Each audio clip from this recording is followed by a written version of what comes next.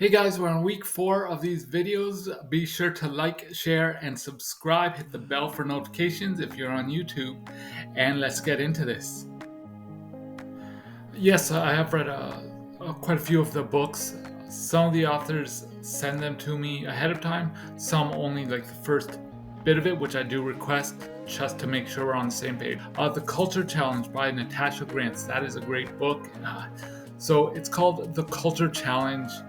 It's about how living in today's world, how hard it is to be a Christian and stuff. It's kind of biographical as she shares, Natasha Grant shares her experience with each part of life, of the culture that we live in.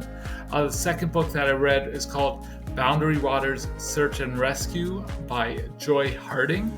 She shared the first, I think, 3 chapters with me through an email. And to be truthfully honest, I was a bit like, I don't know where this is going, because it opens up with this woman being found naked on this guy's backyard. So I'm like, hold the brakes there, and this is one of those times where I had to sit down and talk with the author, and she graciously shared a copy of her book with me, and I read through it, and it was very enjoyable.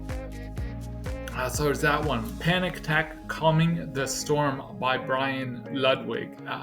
This is a biographical book about a man who was quite surprised to find himself dealing with anxiety attacks because he'd never had them before. So he's sharing his experience of being like this big businessman and then all of a sudden just freaking out about certain things and he didn't know what was happening. So so they shared that book with me, and it's very interesting. They also shared with me a screenplay that they're hoping to turn that into a movie. Oh, this one, Bambi Angelina. It's called Bambi Angelina, Costa Rica's #1 hooker. So yes, so these are those times where age appropriateness or discretion is kind of up to the author. Now it's a story about a woman who got caught up in the adult lifestyle, not by choice, but by her mother who forced her into it. And just how everything got turned around, how she succeeded at that, but ended up kind of hating herself for it, and how she turned that into a story of love and forgiveness from God and turning to Christ. It's a great book. I encourage you to guys check it out. That's another book that is being turned into a movie.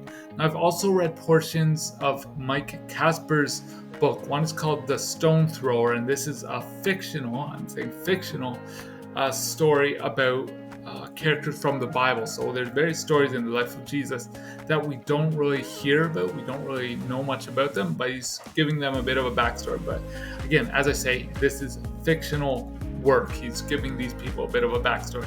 And the other book is called The Sing-Song Child, and it's about this boy in a wheelchair, and he hears this pleasant melody kind of in the night air, and it's kind of a bit more of a romantic bit. But I've only read small portions of this. As I say, is some of the authors share portions of their book with me just to make sure that we're on the same page.